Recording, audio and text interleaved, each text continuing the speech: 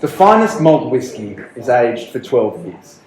The finest horse flesh, only one. We're here at day 2 of the Classic Sale at Inglis Riverside Stables, just alongside Warwick Farm Racecourse, where a lot of these horses will find their future, either in stable or hopefully with success on the racetrack. I'm joined by Suman Hedge, Steve Grant and Rob Petith. Guys, you have all sort of worn multiple hats over what's been described as a bit of a buyer's sale, seller's sale, I should say. Let's start with the buyer, though.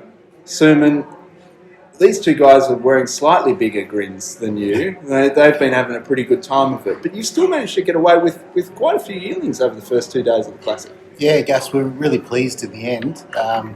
I think when we were doing our inspections and we were looking at the early sales and it was so strong, we were a bit apprehensive as to how it might end up for us. But it's turned out really well. We've ended up with 4 beautiful horses and a variety of stallions, so our clients are really happy and I think they've done a really good job. The variety of stallions is fascinating, actually. You've got a real spread of, and first season styles, proven, some under the radar horses. And I know at a sale like the Classic, you're not actually necessarily shopping for a horse by a certain stallion. It's always been described as a little bit of an athlete sale or a type sale. But there is quite a spread in your little book of bought horses. Absolutely.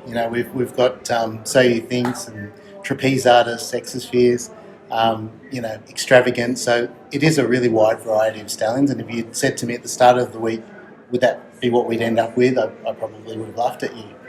But then when we looked around and we saw the quality, and this is an athlete sale, this is a type sale.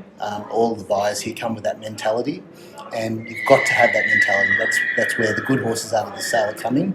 It's been a really good sale for providing that type of animal that comes from the different type of stallion and has an elite performance. So we had that mindset and we're happy with what we've got. Well, Steve's the elite athlete from the Silverdale family, but Rob, you're the hard worker, and you and your team have had to back up from a Magic Million sale, get down and get these horses back up, and this is kind of your local sale, isn't it? A little bit the Classic or any sale at Riverside, but a really sharp turnaround. How have the team handled it? That's right, Gus. No, it has been a quick backup, but we just pull the boots on and keep moving forward. And thankfully, we've got a young group of hardworking people. But we were just talking there before. We'll sell another lot here in about half an hour, and the 2 guys will head off this afternoon to get back to the farm to start hand walking Melbourne horses tomorrow morning. So. It's busy, but that's what our industry's about: hard work, and you put in, and hopefully you achieve some really good results. Absolutely. And look, I want to circle back to the young animals because that's why we're here. But let's talk more, Steve, first about the young people. I mean, you are a big believer in developing and investing in the next generation of talent in the thoroughbred industry. Very much so. And Silverdale's sort of leading the way in this regard in many respects. Yeah, it's like there's plenty of others in the industry that are doing particularly well, and we're happy to back them up. And we haven't got all the answers, but we're trying to help and set a blueprint for training people. And I think in our industry, we just haven't opened up enough to the school level. Yeah. And letting them see what's in our industry. There's so many different professions that we cover, whether it be event management or greenkeepers or gardeners or trainers or whatever it happens to be. We all know that what we do in the horse industry, like as far as the horses are concerned, but not in the wider variety. So it's really just, what we're interested in now is letting those people see what's available and how we can enhance the people that are coming in to our industry and make them aware of what we've got. Absolutely, and the bloke next to you, I'm sure, Suman, we've talked at length, and people who listen to Suman's episode of Connections Cast will know this. You would have killed for something like a thoroughbred industry careers cadetship or this internship or anything that was there to develop you as a young person with a passion for racing, right? Oh, absolutely. Because when you don't come from the traditional racing background, it's a passion and it's an interest, but it just seems so far and it seems so difficult. Yeah. And you don't know how to go about it. And you feel intimidated to go and speak to people of profile, like just speaking to a trainer or to a bloodstock person or a farm owner or farm manager. It's too difficult. So we definitely, I think what Silverdale are doing is fantastic. You know, because we want to try to indoctrinate that early into people when they're young, they're enthusiastic, and they've got that energy, and they see a viable career path for them. Yeah. And we want to get those people and get the best people. So I think it's great. Absolutely, absolutely. And Rob, I guess, you know, for you it seems quite obvious. You want staff. Absolutely. Absolutely. The more help you can get, the better. 100%. And as Suman says, you know, it's not always easy to get that foot in the door, and I think that's what's great about our little internship and what we're trying to do. I mean, it was all born very humble beginnings. It was me having a bit of a whinge to Steve one afternoon about how difficult it is to get staff. Is that right? Yeah. And so it's, well, righto, instead of just whinging, let's do something about it. And so from there, we've gone forward and you know, this is early days, but, you know, what we're doing is just giving a little taster. So a kid that doesn't know what's out there, that's interested in horses, well, come and have a look at this and let us show you what's available. Yeah. And there's a lesson in that for everybody watching at home or on their phones, that if you want something, just whinge to Steve. He'll sort it out for you. It's worked so far from what? Let's move on to matters equine. And we touched a little bit on how challenging a sale it has been as a buyer. You guys are having a fairly good time as sellers, though, right? Reasonably good. Yeah, I mean, we always try and come to a sale with a select group of horses that we believe in, that are, you know, good types, and it's not always easy to do. But well, we're very proud of the horses that we've assembled here, and more importantly than price. I mean, price is important. We've all got to run a business, but they're finding good homes where they're going to get opportunities, and that's the most important part for us. I want to dive into the models that the classic sale in particular seems to be. It's almost like a testing ground for ways to, for want of a better word, turn a buck selling a yearling, and we're talking about foal buying, people who are raising their own. There are people, we've seen yearlings come over from New Zealand this year and sell very, very well at a classic sale, where historically there'd be a Karaka sale, you know, in this time space. What are you seeing in terms of spread? And I'm interested particularly in the pinhooking, because it seems to my ignorant eye that there are more pinhooks than ever going through sales like the classic and doing quite well. Well, we'd like to say that there is too much, and if other people would just drop out and give us a bit of a decent go at it, that'd be great. Agreed.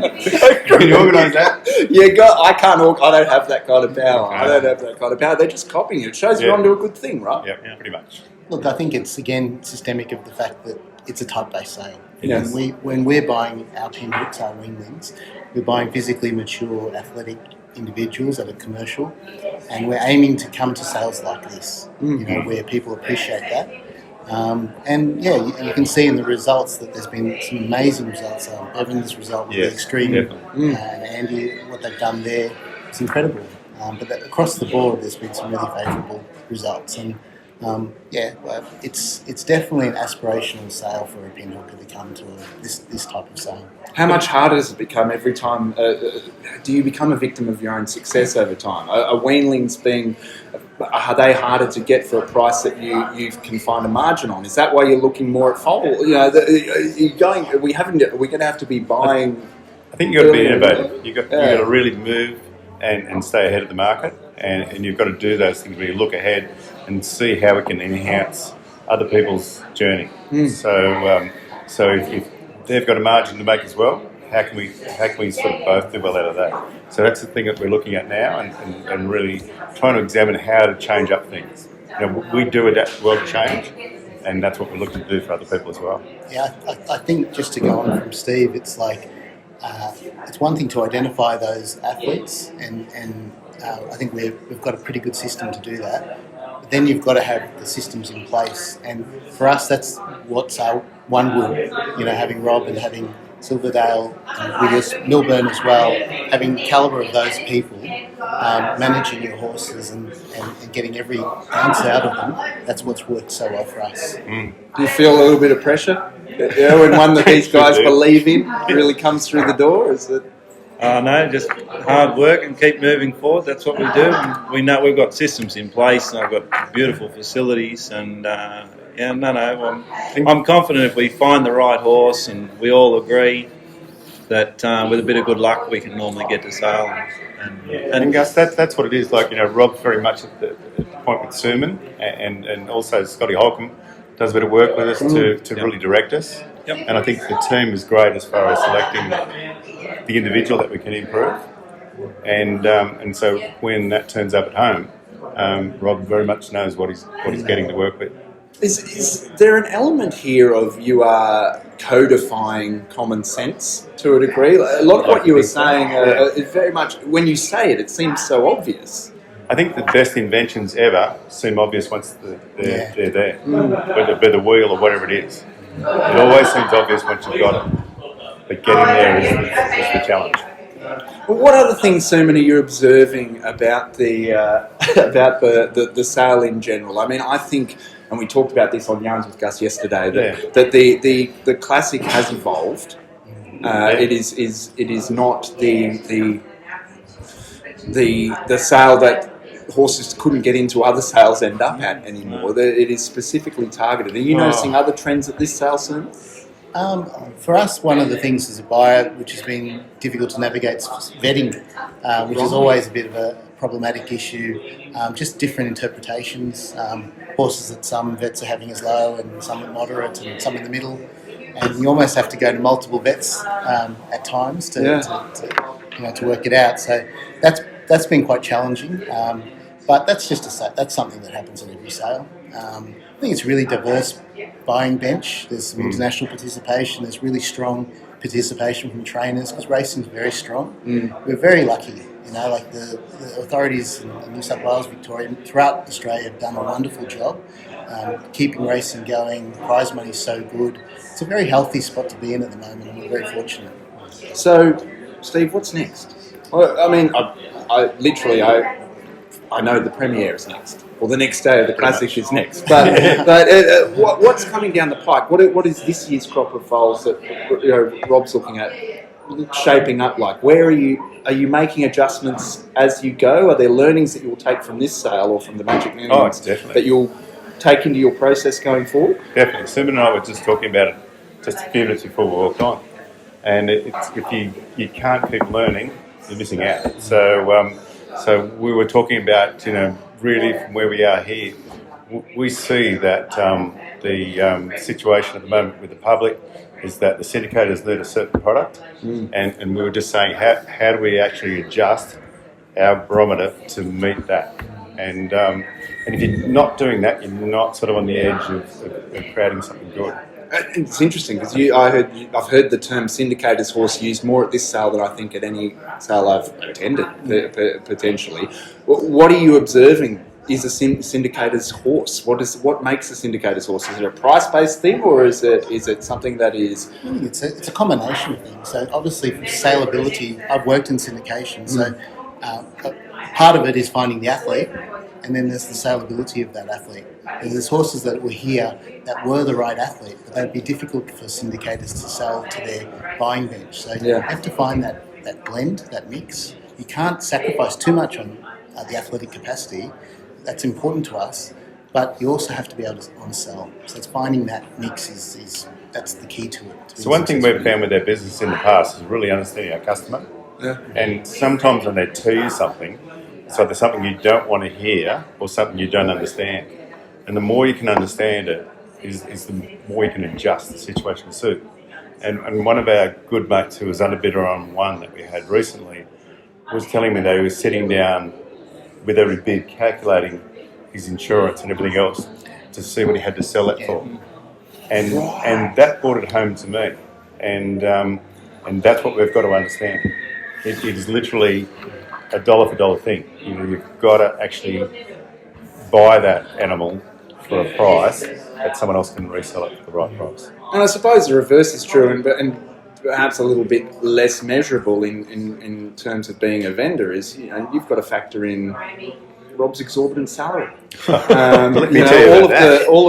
How long have we got?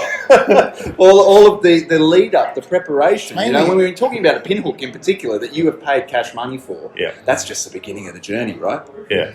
Yeah. It's mainly his yachts. That's what pushes it over there. His what? His yachts. Are we up to 4 now? 4 now? We'll see how this next lot goes. We'll see how that Get back goes. to you on that one. Fantastic. Well, guys, I've really appreciated your time, and I know time is precious at a sale, so it's greatly appreciated. You're all friends of the show, and we've still got one more day of work, and then pretty much the entire sale season to go. So The carnival rolls on. So the carnival rolls on, the circus continues. But a big cheers. Yeah, And cheers, Gus. Cheers. Congratulations. Yeah. Cheers.